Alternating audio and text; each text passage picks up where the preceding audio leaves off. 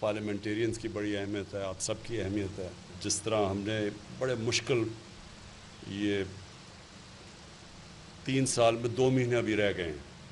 میں یہ کلیئر کر دوں، یہ نہ کہیں 3 سال ہوئے، ابھی 3 سال میں 2 مہینے رہ گئے. اس کا مطلب میں کیوں یہ کہتا ہوں؟ کیونکہ ابھی 2 مہینے میں اور بہت کام آپ کے سامنے آ جائیں گے. تو 3 سال میں شکل بدلی ہوگی. اب 2 مہینے پہلے تو نہیں آپ ایکسپیکٹ کر رہے تھے کہ آج بجٹ میں اس طرح کا بجٹ آئے گا.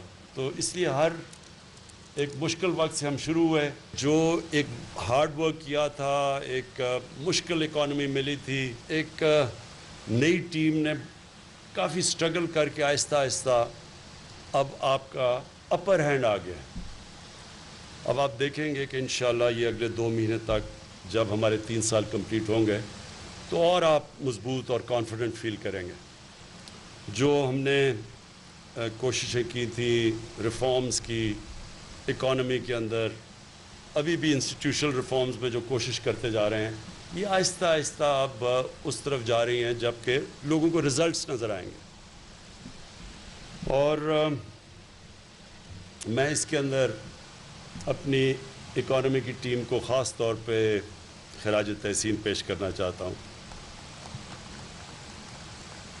ایک بینکرپٹ اکانومی، مقروض ملک، ایک گھر کے اوپر قرضے چڑھے ہوں، کرایہ دار ہر طرف سے پیسے مانگنے آ رہا ہو، کبھی کوئی سبزی والا، کبھی کرائے، کبھی اسکول کے پیسے. اس ماحول کے اندر ایک سروائیو کرنا، پھر سٹیبلائز کرنا اور پھر 4% گروتھ ریٹ دکھانا، یہ بہت بڑی ہماری ساری اکانومی کی جو ٹیم تھی ان کی بہت بڑی کامیابی ہے. تو میں جتنے بھی ہماری ٹیم نے شرکت کی ہے یہاں تک پہنچنے کی، میں آج اپنی قوم کی طرف سے آپ سب کو خراج تحسین پیش کرتا ہوں. ایک ایشو رہ گیا مہنگائی کا، اور مہنگائی کا بڑا سب سے زیادہ تکلیف دہ ایشو اس لیے ہے کہ عام آدمی کی زندگی متاثر ہوتی ہے اس سے، اور وہ بھی کھانے پینے کی چیزوں میں. تو یہ بھی ایک ہمارے لیے بڑا چیلنج رہا ہے. اس کے اندر بھی ہم نے کئی چیزیں سیکھی ہیں، اور آپ اس میں بھی دیکھیں گے کہ آہستہ آہستہ انشاءاللہ اس کے اوپر بھی ہم قابو پا جائیں گے.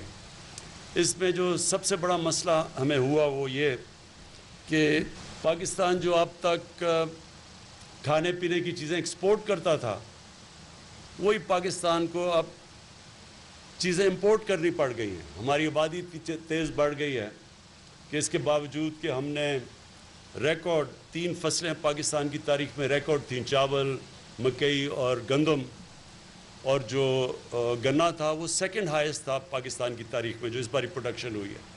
اس کے باوجود ہمیں امپورٹ کرنا پڑتا ہے کیونکہ ہماری آبادی اتنی تیزی سے پھیل چکی ہے اور اتنی بڑھ چکی ہے کہ ہم انفارچونیٹلی ہم اب امپورٹر بن چکے ہیں. اس کے لیے بھی آپ کے لیے آپ ایگریکلچر کے لیے ایک نیا پلان لے کے آ رہے ہیں کہ جو ہم اپنی پروڈکٹیوٹی اب بڑھائیں. اپنے ایگریکلچر سیکٹر کو ہم نے ریئلائز کیا ہے کہ جب تک ہم اس کے اوپر اب توجہ نہیں دیں گے، آگے یہ مزید اور پرابلمز آتے رہیں گے. ہم اپنے لوگوں کے لیے اتنا نا اناج پیدا کر سکتے ہیں، تو اس کے لیے ہمیں اور زیادہ ایگریکلچر کے اوپر، پروڈکٹیوٹی کے اوپر کام کرنا پڑے گا، اور وہ ہم کر رہے ہیں. سوائے چاول کے گندم ہمیں امپورٹ کرنی پڑی، ہمیں دالیں امپورٹ کرنی پڑتی ہیں. ہمیں جو سب سے بڑا مسئلہ ہے کوکنگ آئل، ایڈیبل آئل، وہ اب ہمیں امپورٹ کرنا پڑتا ہے. تو یہ جو ساری چیزیں ہم امپورٹ کرتے ہیں، اس کا انفارچونیٹلی جیسے اور ساری دنیا میں ان کی قیمتیں اوپر چلی گئی ہیں. میرے خیال میں آپ کو یہ بتا سکیں گے، خسرو آپ بتا سکیں گے کہ ان ساری چیزوں کی کموڈیٹیز میں پچھلے 40 سال میں ان کی قیمتیں انٹرنیشنلی سب سے زیادہ بڑھی. تو یہ ہمارے لیے مسئلہ ہے. دوسرا ہمارا پرابلم یہ ہے کہ ہمارا جو کسان اگاتا ہے، اپنی پیداوار ہوتی ہے، اور اس کے اندر اور جو ریٹیل میں بہت بڑا فرق ہے. اور اس کے لیے بھی اب ہم نے ایک نئی سسٹم لے کے آئے ہیں، اور یہ چائنیز کرتے ہیں اب یہ کہ انہوں نے ورچوئل مارکیٹس بنا دیے ہیں کہ جو کسان کو ڈائریکٹلی ریٹیلر کے ساتھ انہوں نے کنیکٹ کر دیا ہے. تو بیچ میں اتنا زیادہ پروفٹ مارجن رہی ہے اب تک، تاکہ جو بیچارہ کسان کو پیسے بھی پورے نہیں ملتے، اور ادھر دوسری طرف جو کہ شہر میں اور جو چیزیں خریدتے ہیں وہ بہت زیادہ اس کے اندر پروفٹ 300 400 500% پروفٹ مارجن ہے. تو اس کے لیے بھی اب ہم یہ جو بیچ میں گیپ ہے یہ اس کے لیے پورا پلان کر رہے ہیں. یہ ہمارا اصل مسئلہ جو رہا ہے ابھی بھی ہے مہنگائی کا. اس کے لیے ایک بڑا زبردست پروگرام آ رہا ہے. وہ آپ کو ایک احساس پروگرام ہے. ثانیہ نشتر نے پورا 90% سارا ڈیٹا پاکستان کا اکٹھا کر لیا ہے. تو ہم ڈائریکٹلی نیچے 46% لوگ جو نچلا طبقہ ہے اس کو آپ ڈائریکٹ سبسڈی دیا کریں گے. یہ ایک بالکل ایک ریولوشنری چیز ہے. اور وہ آپ کو باقی تو شوکت طری نے بتا ہی دیا کہ جو ہماری ایک 4 ملین ہاؤس ہولڈس کو جو غریب ہاؤس ہولڈز ہیں ان کے لیے ہم ایک گھر کے لیے کیا کیا کریں. یہ بھی ریولوشن ہے. انشاءاللہ یہ آپ دیکھیں گے انفولڈ ہوتے ہوئے. تو میں آخر میں صرف یہ کہوں گا کہ یہ جو مشکل وقت تھا میں آپ کو پورے اعتماد سے کہہ سکتا ہوں کہ وہ ماشاءاللہ وہ اب ہمارے پیچھے رہ گیا. آگے اب آپ کو امپروومنٹس اور ریفارمز نظر آتی رہیں گی. کیونکہ جب ریفارمز کا مطلب کیا ہوتا ہے؟ ریفارمز کا مطلب ہی یہ ہوتا ہے کہ جب آپ چینج لے کے آتے ہیں تو کوئی لوگ جو کہ سسٹم سے فائدہ اٹھا رہے ہوتے ہیں وہ ریزسٹ کرتے ہیں. تو وہ ہر قسم کی ریفارم کو روکنے کے لیے ہر حربہ استعمال کرتے ہیں جس کو ہم مافیاز کہتے ہیں. مافیاز وہ ہوتے ہیں جو ایک سسٹم کا فائدہ اٹھا رہے ہوتے ہیں کرپٹ سسٹم سے. تو وہ اس کو اپنی پریولیجز کو پروٹیکٹ کرنے کے لیے ساری کوشش کرتے ہیں. تو جب آپ کے پاس ایک اسٹرانگ گورنمنٹ نہیں ہوتی وہ اس کے لیے ریفارمز کرنا بہت مشکل ہوتا ہے کیونکہ ہر جگہ ریزسٹنس ملتی ہے. ابھی ایک MTI ریفارمز آئی ہیں ہاسپٹلس کی. اب یہ گورنمنٹ ہاسپٹل ٹھیک ہو ہی نہیں سکتے جب تک یہ ریفارم نہیں ہم کرتے. وہ کیوں؟ وہ سمپل میں ذرا آپ کو صرف سمجھانا چاہتا ہوں کہ تاکہ آپ کو سمجھ آ جائے کہ کس طرح کے پرابلمز آ گئے. اب ہمیں 3 سال میں 2 مہینے کم رہ گئے ہیں. کوشش کرتے رہے ہیں MTI ریفارمز کرنے کے لیے یعنی ہاسپٹل ریفارمز کے لیے. لیکن اتنی ریزسٹنس ہے اس کے اوپر.